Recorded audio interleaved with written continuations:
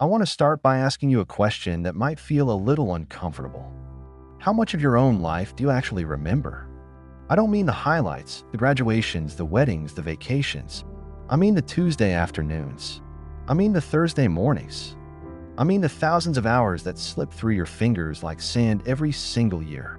There is a psychological phenomenon that governs the lives of 99% of the population. We believe that we are the conscious architects of our days. We believe we know where our time goes. We believe we know why we are broke, or why we are tired, or why we haven't written that book yet. But the brutal reality is that you are an unreliable narrator of your own existence. Human memory is not a video camera. It is a storytelling machine. It edits. It deletes. And most dangerously, it flatters. It tells you that you worked hard today, when you actually spent 4 hours scrolling. It tells you that you are just bad with money, when in reality, you have specific, trackable emotional triggers that force you to spend. Today, I'm going to propose a solution that is both incredibly boring and incredibly revolutionary. It is the lowest cost, highest yield weapon for changing your destiny.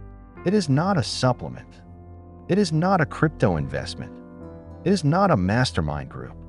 It is the practice of radical documentation. We are going to explore why recording your life, treating yourself like a scientific experiment, is the only way to break the cycle of mediocrity. We're going to look at the psychology of self-deception, the power of data, and how building a black box for your life can cure your anxiety and triple your output. This is not about keeping a diary. This is about reclaiming your reality. Let's talk about physics for a moment. There is a concept known as the observer effect. In quantum mechanics, the mere act of observing a particle changes its behavior. When you watch it, it acts differently than when you look away. Human beings are no different. When you are not watching yourself, when you are living on autopilot, you drift. You follow the path of least resistance. You eat the donut because it's there. You open the social media app because your thumb knows the pattern. You skip the gym because the couch is comfortable. This is the default state of a human animal: energy conservation and immediate gratification. But the moment you introduce a camera, or a logbook, or a spreadsheet, the moment you become the observer of your own life, your behavior shifts. This is why radical documentation works. It is not just about writing things down so you don't forget. It is about creating a separate entity, a medio, that is watching the actor you. Most people live their entire lives in a fog. They wake up, they react to emails, they react to the news, they react to their hunger, and then they go to sleep. They are non-player characters in their own video game. When you start recording, you stop reacting and you start analyzing. You move from the passenger seat to the cockpit. And the first thing you will realize when you grab the controls is terrifying. You've been flying blind for years. Why is this so rare? If recording our lives is so powerful, why doesn't everyone do it? The answer lies in the pain of cognitive dissonance. We all have an idealized version of ourselves in our heads. In your head, you are a hard worker. In your head, you are disciplined. In your head, you are a good listener. But radical documentation is a mirror. And unlike the mirror in your bathroom, which you can pose in front of, data does not lie. If you write down every single minute of your day for a week, you might have to look at a piece of paper that says Tuesday. Strategy work, 15 minutes. TikTok, 3 hours. That hurts. That is a direct assault on your identity. It shatters the illusion that you are grinding. It reveals that you are actually procrastinating. Most people would rather protect their ego than solve their problems. They would rather feel good about a lie than feel bad about the truth. So they say, I don't have time to track my day. Let's dismantle that excuse right now. I don't have time. You have time to watch 3 episodes of a show you've already seen. You have time to argue with strangers in the comment section. You have time to stare at the ceiling, worrying about the future. You do not lack time. You lack the courage to face the evidence. The poverty of the poor man is often a poverty of data. He doesn't know where his money went, so he says the economy is rigged. He doesn't know where his time went, so he says he is too busy. He doesn't know why he is unhealthy, so he blames genetics. When you refuse to record, you are choosing to remain a victim of circumstance. When you start to record, you become the author of your outcome. I want you to think about the aviation industry. Air travel is the safest form of transport in human history. Why? Is it because pilots are superhuman? No. It is because of the black box, the flight data recorder. Every time a plane crashes, the industry recovers the black box. They analyze the data. They find the exact mechanical failure or human error that caused the disaster. And this is the crucial part, they update the system so that that specific error can never happen again. They have a feedback loop. Now, look at your life. You crash all the time. You crash financially at the end of the month when you can't pay a bill. You crash physically when you get burned out or sick. You crash emotionally when you snap at your spouse. But because you have no black box, because you have no record of what led up to the crash, you make the same mistake next month. And the month after that. And the year after that. You are flying a plane with no instrument panel, crashing into the same mountain over and over again, and calling it bad luck. Radical documentation is building your own black box. It is about capturing the data of your life so that when you fail, you don't just suffer, you learn. Let me contextualize this with a personal story. Go back to 2019. I was living what I call the shadow life. On the surface, I looked busy. I had a job. I had ambitions. I told everyone I was building an empire. But if you looked at my bank account, it was flat. If you looked at my skill set, it was stagnant. I woke up every day with a vague sense of anxiety. I felt like I was running on a treadmill, sweating, panting, exhausted, but not moving an inch. One evening, out of sheer desperation, I opened a spreadsheet. I decided to audit my previous 24 hours. I tried to reconstruct the day from memory. I wrote down 9 a.m. to 5 p.m. work. Then I stopped. My conscience nudged me. Did I actually work from 9 to 5? I started to break it down. 9 to 9:30 was getting coffee and chatting. 9:30 to 10 o'clock was checking emails and Slack. 10 to 11 o'clock was a meeting that could have been an email. 11 to 12 o'clock was research, which actually meant reading news headlines. When I was brutally honest, I realized that in an 8-hour workday, I had done about 90 minutes of deep cognitive work. The rest was noise. The rest was performance art. I was performing the role of an employee, but I wasn't producing value. That night changed everything. I realized I wasn't oppressed by my boss. I was oppressed by my own lack of focus. I started tracking everything. Time blocks, spending, caloric intake, information consumption. In 6 months, my output didn't just double, it tripled. My income followed. Not because I became smarter, but because I eliminated the drift. I plugged the leaks in my boat. So, how do we execute this? We need a protocol. We are going to track 3 specific pillars. The first pillar is time. There is a famous quote by Peter Drucker, the father of management thinking, "What gets measured gets managed." Most people treat time as an infinite resource. It is not. It is the most perishable inventory you have. Here is the assignment. For the next 7 days, you're going to keep a time log. You can use a notebook, the Notes app on your phone, or a spreadsheet. Every time you switch tasks, you write it down. 10 a.m. writing script.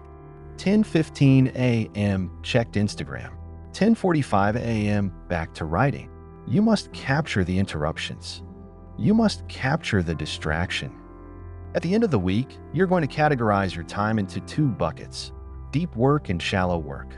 Deep work is the stuff that moves the needle, learning a skill, creating an asset, solving a complex problem.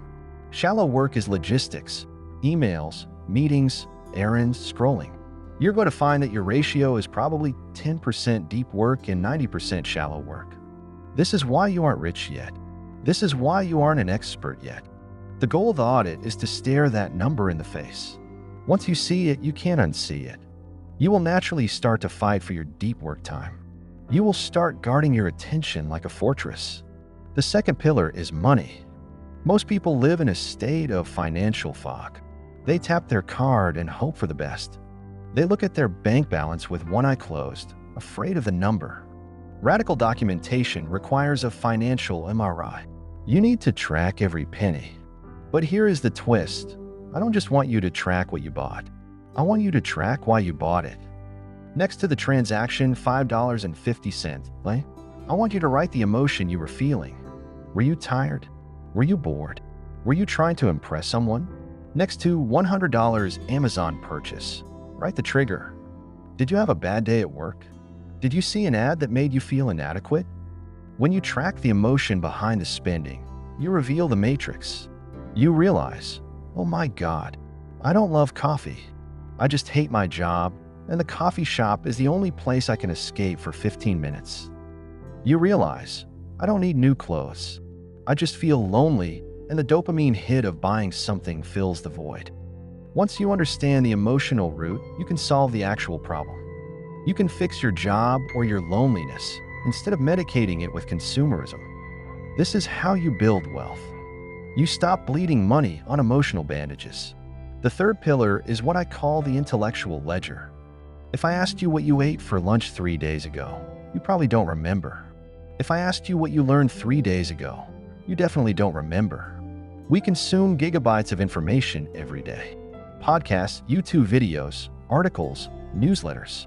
And yet, most of it passes through our brains like water through a sieve. We retain almost nothing. This is a tragedy.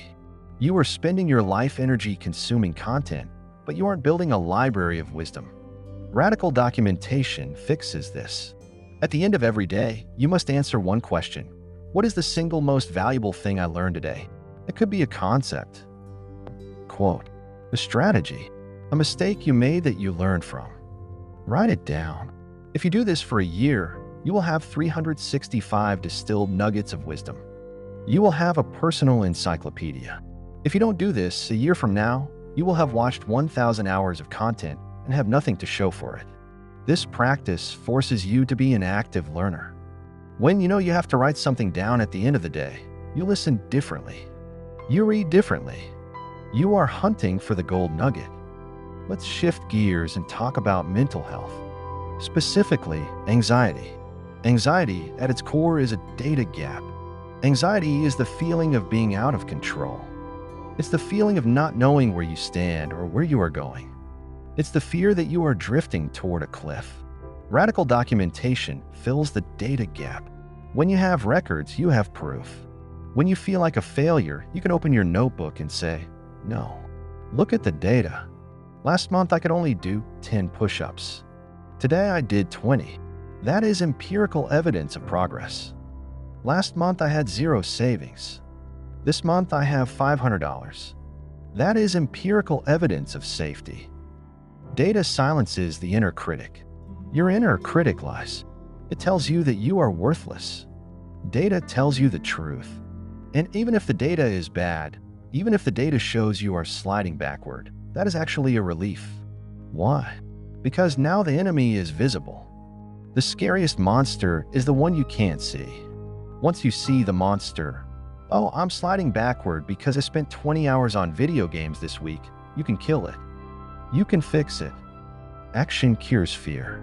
But you cannot take effective action if you don't know what is broken. I want to share a story about a friend of mine. Let's call him David. David ran an e-commerce business. For 2 years, he was grinding. He was working 12-hour days. He was exhausted, and he was making about $3,000 a month. He was barely surviving. He came to me and said, I think I'm just not cut out for this. I think I should quit. I told him, don't quit yet. Audit. I made him track every single task he performed for the business and link it to the revenue it generated. This is an application of the Pareto principle, or the 80-20 rule. 80% of results come from 20% of causes. David spent 2 weeks tracking. He found out that he was spending 80% of his time tweaking the design of his website, posting on social media, and organizing his email folders. These tasks generated exactly $0. He found that he spent 10% of his time calling past customers and asking for referrals. That 10% of time generated 90% of his revenue. He was shocked. He thought he was working on his business. In reality, he was hiding in busy work because making phone calls was scary. Once he saw the data, he stopped the busy work. He spent 8 hours a day calling customers. In 3 months, his income went from $3,000 to $15,000. He didn't work harder. He actually worked fewer hours. But he worked on the right things. Without documentation, he would have quit. he would have walked away from a gold mine because he was digging in the wrong spot. There is a magical thing that happens when you do this for a long period of time. It's called the compound effect. When you track your life, you start making micro adjustments. You notice that eating sugar at lunch makes you sleepy at 2 p.m. So you stop eating sugar at lunch. You gain back 2 hours of productivity. You notice that looking at your phone first thing in the morning ruins your mood. So you stop doing it. You gain a happier morning. These seem like small things. But if you make one small optimization every week, think about where you will be in 5 years. You will be a machine. You will be a highly tuned instrument. The person who doesn't record is static. They are repeating the same loops, making the same mistakes, dealing with the same frustrations decade after decade. The person who records is evolving. They are iterating. They are version 1.0 today, version 2.0 next year, and version 10.0 in a decade. The gap between the person who tracks and the person who drifts is the Grand Canyon. I know what you are thinking right now. You are inspired, but you are also resistant. You are thinking, this sounds tedious. I don't want to live like a robot. Let me reframe that for you. Discipline is not the enemy of freedom. Discipline is the source of freedom. The person who has no discipline, the person who acts on every impulse, who has no records, who has no plan, is a slave. They are a slave to their moods. They are a slave to their debt. They are a slave to other people's agendas. The person who tracks their life creates structure. And within that structure, they find freedom.